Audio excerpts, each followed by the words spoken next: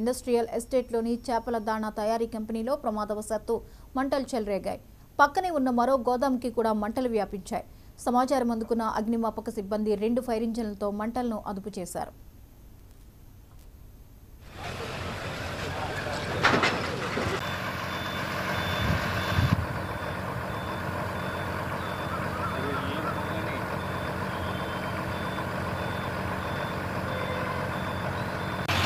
కుంకనగర్ అంటారు.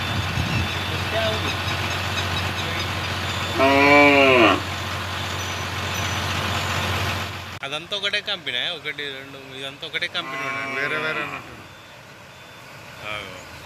వాడి పరిస్థితి ఏంది, ఇళ్ళకి వెళ్ళి నిప్పులు ఎగిరిపడ్డాయి.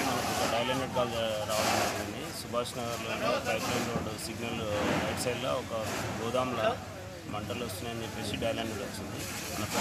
మన పెట్రోల్ కార్ సిబ్బంది ఇమీడియట్గా మనకు పోలీస్కి అంటే ఎస్హెచ్ఓ గారికి ఇన్ఫార్మ్ చేయడం తోటి మేము ఇమీడియట్గా మన ఫైర్ ఇంజిన్ కాల్ చేసినాం. ఫైర్ ఇంజిన్ మేము అందరం వచ్చేసేసి ఇక్కడ మంటలను ఇప్పుడు తీసుకురావడం జరిగింది. ఇక్కడ ఎటువంటి క్యాజువాలిటీ జరగలేదు. పర్సన్స్కి ఆస్తి డ్యామేజ్ అయితే జరగడం జరిగింది. ఎంత జరిగిందనేది వాళ్ళు అనాలిసిస్ చేసుకొని చెప్తామని చెప్పారు. ఇప్పుడు అయితే ఫైర్ అంతా కంట్రోల్లోకి వచ్చింది.